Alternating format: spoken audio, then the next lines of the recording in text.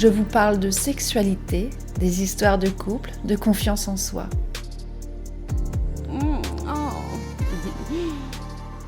La Voix d'Annie, un podcast pour les femmes et les hommes pour se réconcilier avec votre sexualité, l'apprivoiser, se l'approprier. Bonjour et bienvenue dans le podcast La Voix d'Annie. Vous vous êtes peut-être déjà posé la question: que se passe-t-il dans votre corps quand on fait l'amour ? Eh bien, je vais y répondre tout de suite après, mais avant, je voudrais revenir sur ma profession de départ, qui est praticienne en hypnose et en PNL. On m'aborde avec des questions intéressantes telles que ça marche vraiment, on peut rester endormi, on peut perdre le contrôle, ou encore moi j'y crois ou j'y crois pas. Et puis quand ensuite je rajoute que je suis également formée à la sexothérapie, eh bien là c'est un tout autre discours. Ça se clôture rapidement par ah oui, ou la réflexion la plus courante avec un éclat de rire, c'est moi j'ai pas de problème.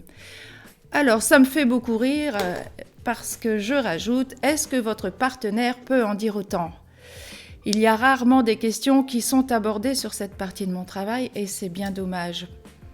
La sexualité fait partie de nous. C'est certes l'aspect de reproduction, mais avant tout c'est l'aspect plaisir qui va nous intéresser aujourd'hui. Il ne s'agit pas de le nier, ni de le fuir, ni de l'ignorer, car ça serait vraiment passer à côté de l'essence même de la vie. Alors, que se passe-t-il dans notre corps quand on fait l'amour ? Selon un ouvrage des célèbres sexologues Virginia Johnson et William Master, ils décrivent les 4 phases physiologiques communes à l'homme et à la femme. On va retrouver la première phase, la phase d'excitation. C'est une mise en condition, une montée du plaisir suite à des stimuli sexuels. Et là, nos 5 sens sont en émoi.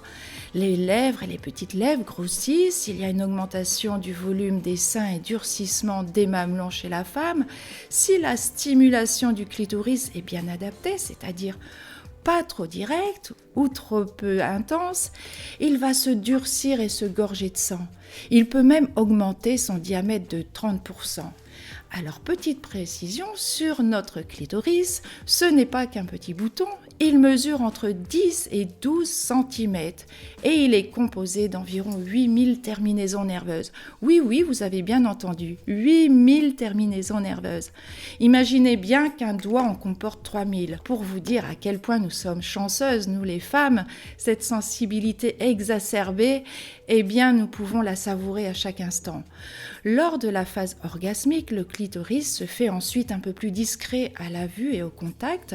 Puis lors de cette phase de résolution, il y a une sensibilité qui peut rendre le contact avec celui-ci un peu plus douloureux ou désagréable pendant une durée plus ou moins longue. Chez l'homme, l'excitation amène les mécanismes physiologiques qui se caractérisent par 2 grandes fonctions, la fonction érectile et la fonction éjaculatoire. La deuxième phase, c'est la phase plateau. C'est la phase la plus longue. Tous les mécanismes de l'excitation sont présents et là, vous pouvez jouer de votre corps et de tous vos sens à foison et faire durer le plaisir à souhait.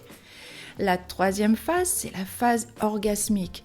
Il est important de souligner que l'orgasme qui entraîne l'éjaculation chez l'homme atteint le stade de non-retour, alors que chez la femme, il peut être interrompu brutalement. Mais qui dit éjaculation chez l'homme ne veut pas dire orgasme systématique. La résolution pour la 4e phase, c'est l'excitation qui redescend jusqu'à un retour à la normale. Il y arrive ensuite le stade de la détente, on va avoir envie de sommeiller, l'esprit est complètement détendu et pour la femme, c'est à ce moment-là qu'elle a besoin de tendresse, de câlin, parce que ce stade de résolution prend un peu plus de temps à redescendre pour elle. Il est physiologiquement très rare chez l'homme d'obtenir une nouvelle érection après une éjaculation, c'est ce qu'on appelle la période réfractaire.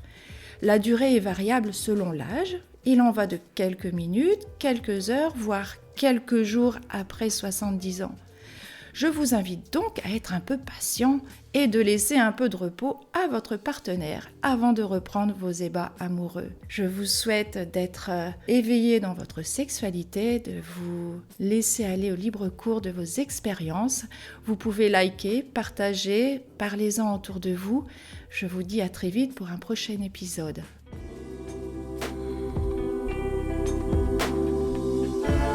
La voix d'Annie